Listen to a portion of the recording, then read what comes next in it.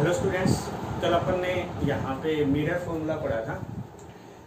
तो आज अपन यहाँ पे जो नेक्स्ट टॉपिक होगा उसका नाम होगा लीनियर मैग्निफिकेशन, रैखिक आवर्धन। इसका मतलब क्या है, यहाँ पे जो इमेज जो बनती है उसकी जो साइज है कंपेयर करते हैं ऑब्जेक्ट की साइज से, तो उसी को हम यहाँ पे लीनियर मैग्निफिकेशन कहते हैं। तो यहाँ पे इसकी डेफिनेशन क्या आ जाएगी, the ratio of size of image and size of object is called linear magnification. मतलब जो प्रतिबिंब के आकार व वस्तु के आकार के अनुपात को रैखिक आवर्धन कहते हैं। तो यहाँ पे आपने जो डेफिनेशन बोली है उसके अकॉर्डिंग यहाँ पे जो डेफिनेशन आ जाएगी वो क्या आ जाएगी, एम यहाँ पे क्या आ जाएगी, साइज ऑफ इमेज अपॉन में साइज ऑफ ऑब्जेक्ट। तो यहाँ पे इसको एच डैश से लिख दिया मैंने, इसको एच से, मतलब इमेज की हाइट को यहाँ पे साइज को अपने एच डैश से नोट किया है और इसको किससे किया है, एच से किया है। ठीक है ना। तो एम इक्वल टू आपके पास क्या आ गया, एच डैश अपॉन में एच आ गई। क्वेश्चन नंबर फर्स्ट आ गई है। इसी पर इसको हम आगे यहाँ पे पढ़ेंगे। तो यहाँ पे मान लीजिए आपके पास कोई एक मिरर है, इस प्रकार से ये मिरर ले लिया आपने। यहाँ पे ये पोल हो गया है, ये इसका फोकस पॉइंट हो गया है, ये इसका सेंटर ऑफ कर्वेचर हो गया है। ठीक है। यहाँ पे मान लीजिए आपने कोई ऑब्जेक्ट ले लिया है ए बी, और यहां से अगर पैरेलल जाएगी तो कहां से होकर जाएगी, ये फोकस से होकर जाएगी।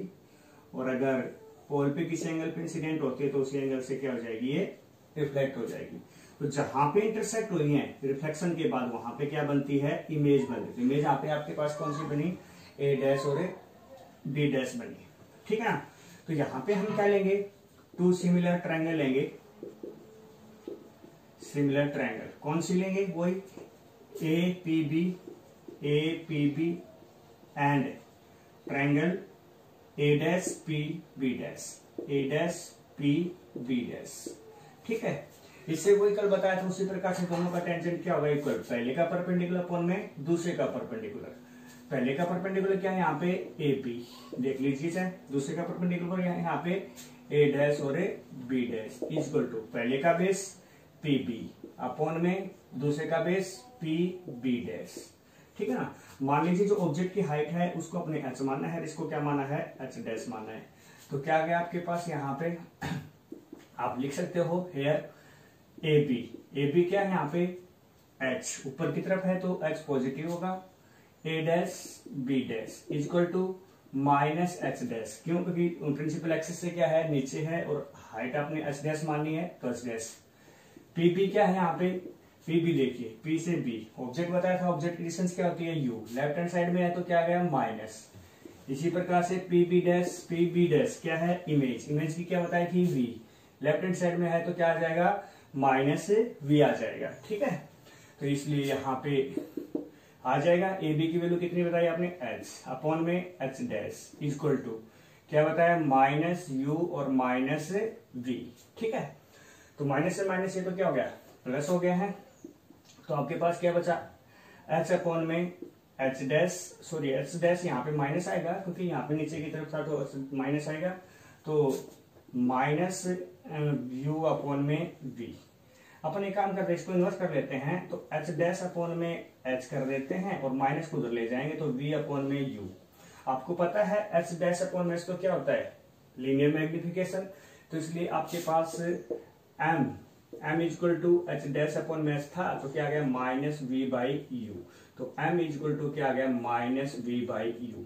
ये आपके पास क्या आ गया है, फॉर्मूला आ गया है किसके लिए, लीनियर मैग्निफिकेशन। कोई भी मिरर होगा तो ये फॉर्मूला लागू होगा। मतलब स्फेरिकल मिरर की बात कर रहा हूँ, कॉनकेव हो चाहे कॉन्वेक्स हो। इसको अपन आगे बढ़ाना चाहे तो आप बढ़ा सकते हो। जैसे एग्जाम में इतना ही करना है, बाकी का जो पोर्शन होगा न्यूमेरिकल्स के लिए आता है आपका यहाँ पे। तो क्या आएगा, by mirror formula. Mirror formula क्या है, 1 अपॉन में वी प्लस में 1 अपॉन में u equal to 1 by f. अगर हम इसको क्या कर देते हैं, v से मल्टीप्लाई कर देते हैं, मल्टीप्लाई बाई v से कर दीजिए तो क्या आ जाएगा, v अपॉन में v प्लस में v अपॉन में u equal to v upon में f। v से v कैंसिल आउट हो गया तो क्या बचा, v बाई यू, और यहां से क्या बचेगा, यहाँ पे v अपॉन में f आ गया है आपके पास, ठीक है ना, ये आपके पास आ गया है। एक काम करते हैं, इसको इधर ले जाते हैं, इसको इधर ले आते हैं, मतलब इसको इधर और इसको इधर, तो क्या आ जाएगा, ये इधर जाएगा तो क्या आ जाएगा माइनस वी बाई यू हो जाएगा, और ये 1 तो इधर पहले से था, ये इधर आएगा तो क्या आएगा माइनस वी बाई एफ आ गया। और ये आपको पता है किसके बराबर होता है, m के बराबर होता है, तो m इक्वल टू क्या आ गया 1 माइनस वी बाई एफ कह दीजिए, या फिर m एलसीएम ले लीजिए f, तो क्या आ जाएगा आपके पास f माइनस वी। ये आपके पास ये न्यूमेरिकल में भी काम आ सकता है आपके, तो यहाँ तक आपको लीनियर मैग्निफिकेशन आ जाए तो करना होगा, ठीक है। तो यहाँ तक आपने क्या पढ़ा है, रिफ्लेक्शन पढ़ा है। तो रिफ्लेक्शन के अंदर एक लास्ट क्वेश्चन है, यहाँ पे फिर रिफ्लेक्शन कंप्लीट हो जाएगा। तो रिफ्लेक्शन में कई बार ये पूछ लिया जाता है, जो लाइट होती है ना उसकी कौन कौन सी प्रॉपर्टी कांस्टेंट रहती है, कौन कौन सी मतलब वेरिएबल होती है, मतलब चेंज हो जाती है। देखिए हम आपको बताता हूं, तो रिफ्लेक्शन जो होता है ना, क्योंकि हमने अभी तक रिफ्लेक्शन ही पढ़ रहे हैं, रिफ्लेक्शन होता है उसमें फ्रीक्वेंसी, फ्रीक्वेंसी का मतलब आवर्ती, आवर्ती और वेवलेंथ,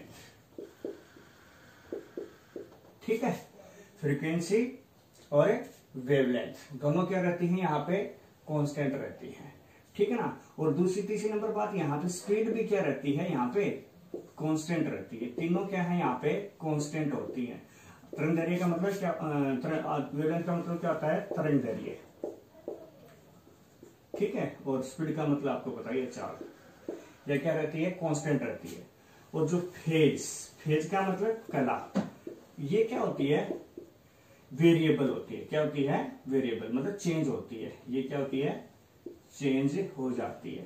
तो याद रखना रिफ्लेक्शन के अंदर ये तीनों क्या रहते हैं कांस्टेंट, और सिर्फ क्या चेंज होता है फेज चेंज हो जाता है, कला चेंज हो जाता है इंसिडेंट लाइट की, ठीक है। तो यहां तक मैंने आपको रिफ्लेक्शन पढ़ाया है, इससे आगे अपना जो नेक्स्ट टॉपिक होगा वो स्टार्ट होगा, तो देखना।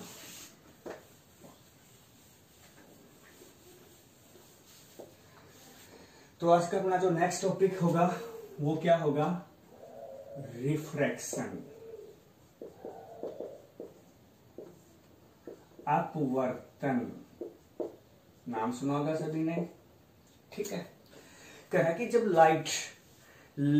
लाइट है वो एक मीडियम से दूसरे मीडियम में जाती है तो अपने पाथ से क्या हो जाती है, डेविएट हो जाती है, मतलब अपने पथ से विचलित हो जाती है। इसी फिनोमेना को हम क्या बोल देते हैं, रिफ्रैक्शन बोल देते हैं, ठीक है ना। तो आप यहाँ पे लिख सकते हो, जब प्रकाश किरण एक माध्यम से दूसरे माध्यम में जाती है तो वो अपने पाथ से विचलित हो जाती है, इसी घटना को हम क्या बोल देते हैं, प्रकाश का अपवर्तन बोलते हैं, ठीक है ना। तो इंग्लिश में लिखो तो लिख दीजिए, when light rays goes from one medium to other medium then it deviate from its path, this phenomena is called refraction of light, ठीक है। तो यहाँ पे देखिए दो मीडियम होते हैं, यहाँ पे दो मीडियम नाम लिए जाएंगे, एक तो होता है रेयर मतलब विरल, और एक क्या होता है डेंसर मतलब सघन, दो मीडियम होते हैं यहाँ पे। रेयर का मतलब और डेंसर का मतलब क्या है यहाँ पे, कि रेयर का मतलब जैसे दो मीडियम होंगे, जिस मीडियम के अंदर जो लाइट की स्पीड ज्यादा होगी कंपेयर टू दूसरे के, तो जिसमें लाइट की स्पीड ज्यादा होती है वो तो कौन सा होता है रेयर मतलब विरल, और जिस मीडियम में क्या होती है कम होती है जो स्पीड उसे हम क्या बोल देते हैं डेंसर मतलब सघन। जैसे मान लीजिए यहाँ पे दो मीडियम आपके पास, एक तो एयर है एक वाटर है, एयर से वाटर में जाएगी तो यहाँ पे एयर कौन सा मीडियम, एयर में स्पीड ज्यादा होगी तो मतलब यहाँ पे एयर कौन सा मीडियम हुआ, यहाँ पे रेयर, और वाटर कौन सा हो गया डेंसर, ठीक है ना। तो मतलब वाटर का नाम नहीं हो गया कि डेंसर मीडियम है, ये डिपेंड करता है दोनों का कंपैरिजन से। जैसे मान लीजिए अब की बार मैं ले रहा हूँ कि लाइट रे है वो मतलब वाटर से ग्लास में जा रही है, तो अब की बार स्पीड किस में ज्यादा होगी, वाटर में या ग्लास में, तो किसमें होगी वाटर में, तो अब की बार वाटर कौन सा हो गया रेयर मीडियम, और ग्लास क्या हो गया है डेंसर मीडियम। तो इसका मतलब यहाँ पे किसी मीडियम का नाम नहीं है रेयर और डेंसर, एक कंपैरिजन से पता चलता है कि जिसमें कम स्पीड होती है वो डेंसर, जिसमें ज्यादा होती है वो कौन सा होता है रेयर होता है।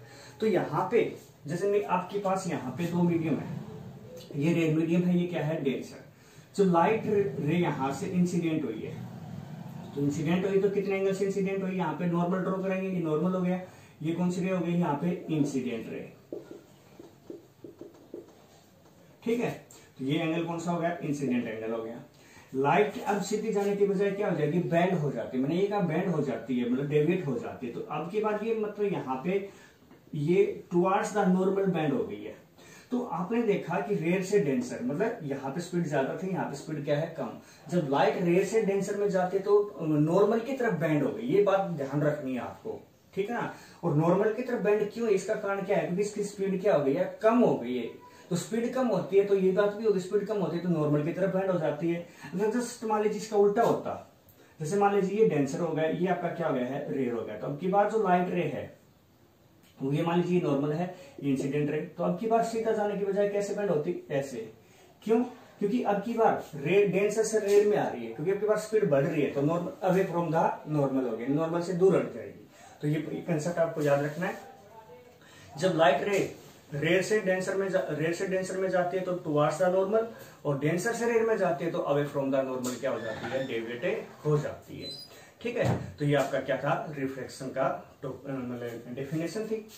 अब इसमें एक नाम आता है कि रिफ्लेक्ट, जैसे आपसे ये भी पूछा जा सकता है कि यहाँ पे जो डेविएट होने का जो मेन रीजन क्या है लाइट का, तो आप क्या बताओगे, चेंज इन स्पीड चेंज होने की वजह से।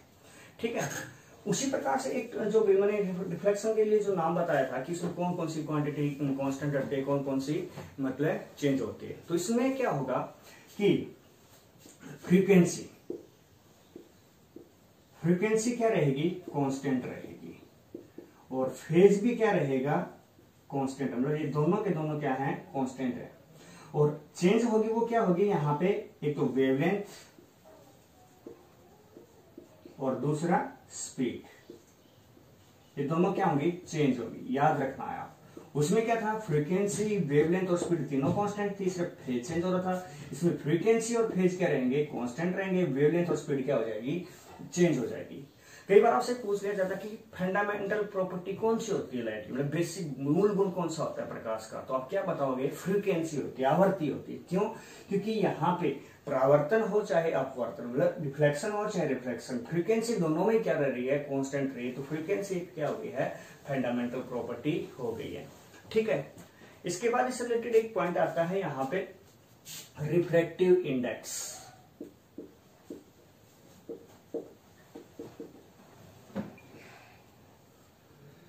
जिसको अपन म्यू से लिखते हैं, मतलब अपवर्तनांक, इसको क्या बोलते हैं, म्यू, MU, म्यू। ठीक है ना, ये है। तो इसको रिफ्रैक्टिव इंडेक्स है वो किसी भी एक मीडियम का एक ऑप्टिकल प्रॉपर्टी होती है, मतलब प्रकाशीय गुण होता है किसी भी माध्यम का। ठीक है ना, जो कि किसके बराबर, जब आपसे पूछा जाए क्या होता है तो आप क्या बताओगे, it is the optical property of any medium, मतलब किसी माध्यम का एक प्रकाशीय गुण होता है, जो कि किसके बराबर होता है, यहाँ पे mu equal to speed in vacuum, मतलब वैक्यूम का मतलब निर्वात में चाल, अपॉन में स्पीड इन मीडियम, मतलब मीडियम मतलब माध्यम में चाल, इसके बराबर होता है। तो यहाँ पे इसको C लिख देते हैं, इसको V लिख देते हैं। तो म्यू इक्वल टू क्या आ गया, यहाँ पे C/V आ गया। ये क्या होता है, यूनिट लेस होता है। क्या होता है, यूनिट लेस होता है, इसकी कोई यूनिट नहीं होती है। ठीक है, तो यहाँ पे ये आपका है। इसके बाद जैसे मान लीजिए आपने जो रिफ्लेक्शन पढ़ा था उसके दो लॉज बताए थे आपको, क्या कि यहाँ पे कि पहला लॉ क्या था कि इंसिडेंट रे और रिफ्लेक्शन रे थी, उन दोनों का जो एंगल होता है, angle of incidence and angle of reflection दोनों क्या होते हैं, इक्वल। और दूसरा क्या था, तीनों सेम प्लेन में क्या होते हैं, एग्जिस्ट होते हैं। ये रिफ्लेक्शन के लॉ थे। यहाँ पे उसी प्रकार से लॉज होंगे दो, तो क्या आएगा यहाँ पे, लॉज ऑफ रिफ्रैक्शन, मतलब अपवर्तन के नियम। देखिए पहला लो तो वही एक मतलब फर्स्ट लो तो क्या है, सेम है। क्या कि इंसिडेंट रे और नॉर्मल, ये आपकी कौन सी रे थी, रिफ्रैक्टेड रे। ठीक है, ये इंसिडेंस एंगल, ये रिफ्रैक्शन एंगल है। और तीसरा कौन सा है, रिफ्रैक्टेड रे। तीनों एक ही प्लेन में स्थित होते हैं, एक ही तल में स्थित है। आर, इनकी तीनों की जो प्लेन होती है, आर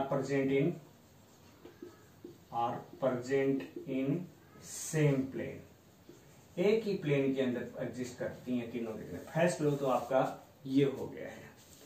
दूसरा लॉ क्या कहता है कि, दूसरा लॉ देखिए यहां पे, सेकंड लॉ यहां पे क्या कह रहा है कि जो angle of, sine of angle of incidence, मतलब sine of angle of incidence क्या होगा, आई, और sine of angle of refraction, दोनों का जो कांस्टेंट होता है, वो दोनों का जो रेशियो होता है वो क्या होता है, कांस्टेंट होता है। मतलब μ2/μ1, जिसको इंग्लिश से लिखते हैं म्यू, मतलब क्या होता है, ये कांस्टेंट होता है। क्या होता है, कांस्टेंट।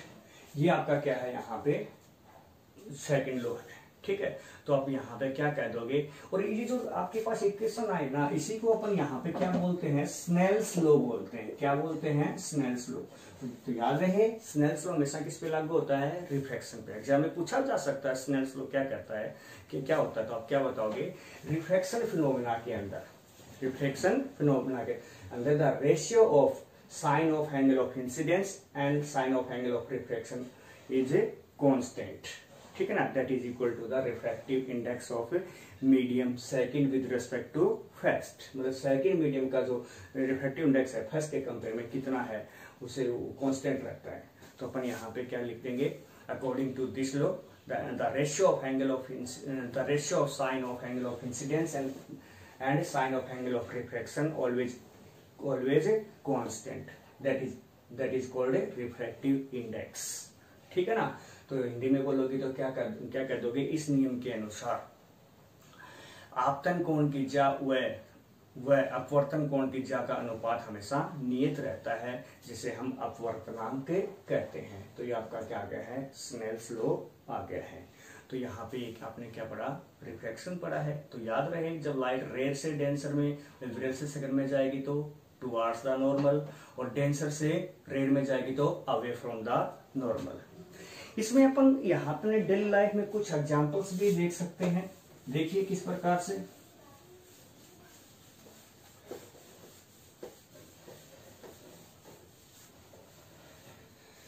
पहला क्या है, ट्विंकलिंग ऑफ स्टार्स। एग्जांपल्स, पहला क्या है,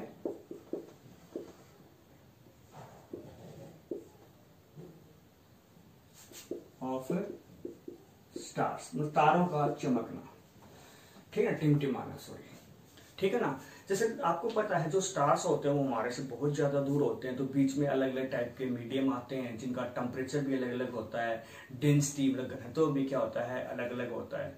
तो वहां से हमारे पास लाइट हमारे आइज तक पहुंचेगी, तब क्या होता है कि इनकी स्पीड कभी मतलब ज्यादा होती है, कभी कम होती है, जिसकी वजह से उनकी जो पोजिशन है हमारी आंखों पे कभी इधर कभी इधर, क्योंकि अब बैंड लाइट रे पता है ना, डेंसर और मतलब उसके हिसाब से क्या होती है, डायरेक्शन चेंज होती है ना। जैसे टेम्परेचर ज्यादा तो कभी इधर मुड़ गई, कम होगा तो इधर मुड़ गई। तो इस प्रकार से मतलब उनकी जो पोजीशन है स्टार की हमारी आंखों में एक नहीं रहती है, बार बार बदलती रहती है। और किसी एक पर्टिकुलर ऑब्जेक्ट की पोजीशन एक जगह पर नहीं रहती, तो उसे हम क्या बोलते हैं, टिमटिमाना, मतलब ट्विंकलिंग बोलते हैं। तो इस प्रकार से हमारे पास हम कह सकते हैं कि ये सब जो स्टार्स हैं वो ट्विंकल क्यों कर रहे हैं, मतलब रिफ्रैक्शन की वजह से, ठीक है। दूसरा आपने सुना होगा कि ये आपने पढ़ा भी होगा पहले से, कि जो सन है वो राइज होने से 2 मिनट पहले ही हमें दिखाई देता है, और सेट होने के बाद भी 2 मिनट तक हमें दिखाई देता है। ये फिनोमेना भी क्यों होता है, ये भी रिफ्लेक्शन का ही कारण है, ठीक है ना। जैसे मान लीजिए सेकेंड एग्जाम्पल आपने क्या बताया, सन राइज एंड सेट, ठीक है, ये वाला फिनोमेना। जैसे मान लीजिए हमारे पास ये अर्थ है, ठीक है, ये कोई एक ओरिजिन, ये हम यहाँ पे है और ये हमारे पास यहाँ पे हॉरिजॉन्टल लाइन हो रही है। अभी देखिए ये हमारे अर्थ का क्या हो गया है, एटमॉस्फेयर हो गया है, ठीक है। मान लीजिए आपके पास यहाँ पे सन यहाँ पे आप यहाँ पे, तो क्यों हम जैसे मान लीजिए कोई टेबल है, हम ऐसे देखें तो टेबल के ऊपर का ही हमें दिखाई, क्या हमें पता चलता है टेबल के नीचे क्या है, नहीं दिखाई देता ना। इसी प्रकार से अगर हम यहाँ पे हैं तो इस लाइन से ऊपर का हमें दिखाई देगा, नीचे का दिखाई नहीं देगा। तो सन अभी यहाँ पे, तो हम यहाँ पे दिखाई देगा क्या, नहीं देगा। तो हम क्या, तो हमें दिखाई कैसे दे जाता है ये पहले, जैसे देखिए, जैसे मान लीजिए सन से जो रेज आती है वो यहाँ पे इस प्रकार से आई, ठीक है। यहाँ पे वैक्यूम था, यहाँ पे मीडियम है, तो मीडियम में वैक्यूम से मीडियम में जाएगी तो लाइट रे क्या हो जाएगी, मीडियम चेंज हो गया तो क्या हो जाएगी, बैंड हो जाएगी। तो बैंड हो गई है, हमारे पास लाइट रे पहुंच गई है। तो लाइट रे हमारे पास पहुंच गई है, तो हमें जो सन है वो कहाँ पे दिखाई देगा, यहाँ पे। तो जो कि 2 मिनट पहले हमें दिखाई दे जाता है, जो कि रियल सन नहीं होता, ये क्या होता है, इमेजिनरी सन होता है। तो सब ये क्यों ऐसा, रिफ्रैक्शन की वजह से हुआ। इसी प्रकार से सन सेट के टाइम पे मान लीजिए सन आपका सेट हो चुका है और फिर भी हमें दिखाई देता है, क्यों, क्योंकि वही कारण यहाँ पे होगा, सन से रेज आएगी यहाँ पे और क्या हो जाएगी, बैंड हो जाएगी। तो हमें सन कहाँ पे दिखाई देगा, यहाँ पे दिखाई देगा। तो आप देख रहे हो सन राइज होने से पहले 2 मिनट पहले और सन सेट होने के 2 मिनट बाद तक हमें दिखाई, टाइम 2 मिनट का होता है। इसलिए हम कह सकते हैं एक डे का टाइम जो नॉर्मली जो होता है उससे 4 मिनट ज्यादा का होता है। क्यों, क्योंकि यहाँ पे जो लाइट का जो रिफ्लेक्शन का फिनोमेना है उसका ये इफेक्ट है, ठीक है। तीसरा effect, imaginary position. Imaginary position, जैसे आपने देखा होगा, जैसे पानी का कोई टब है, वो पानी, ठीक है ना, मतलब पानी भरा हुआ, उसके अंदर कोई ऑब्जेक्ट है, मान लीजिए आपने यहाँ पे रख दिया है, ठीक है। जैसे मान लीजिए कोई सिक्का आपने रख दिया है, आप यहाँ से देख रहे हो, तो जो लाइट रे आपके पास आगे आई है, जैसे मान लीजिए तो नॉर्मल हो गया, जैसे मान लीजिए लाइट रे आपके पास ऐसे आई और आप यहाँ से देख रहे हो, तो आपके पास तो जैसे एक मीडियम से दूसरे मीडियम में आएगी, तो ये मान लीजिए आपका क्या है, डेंसर है वाटर है, तो एयर क्या हो गई है, यहाँ पे मतलब रेयर हो गए, तो अवे फ्रॉम द नॉर्मल क्या हो जाएगी, बैंड हो जाएगी। तो आपको यहाँ पे लाइट ऐसे दिखाई देगी, ठीक है ना। तो यहाँ से आपको आगे बढ़ाओगे तो आपको ऑब्जेक्ट कहाँ पे दिखाई देगा, ओ डैश पे। मान लीजिए ओ पे था तो अब कहाँ पे दिखाई दिया, ओ डैश पे। देखते हो ना, जैसे आपको जो ऑब्जेक्ट उठा हुआ दिखाई देता है, वो क्यों देता है, एक्चुअली इसका रीजन क्या हुआ कि ये जो रिफ्लेक्शन का फिनोमेना हुआ है, ठीक है ना। इसी प्रकार से आपने देखा होगा वाटर के अंदर कोई पेंसिल आप डालते हो तो वो क्या होती है, जो पेंसिल आपको ऐसे मुड़ी हुई दिखाई देती है, उसका रीजन भी आपका क्या है, यहाँ पे रिफ्रैक्शन का ही रीजन है। तो ये आपके डेली लाइफ के कुछ एग्जांपल्स हैं। रिफ्रैक्शन के बहुत ही इजी टॉपिक था, ठीक है ना, और आपका शायद 10th क्लास में पढ़ा हुआ भी अच्छे से, तो उसको करना, ठीक है। और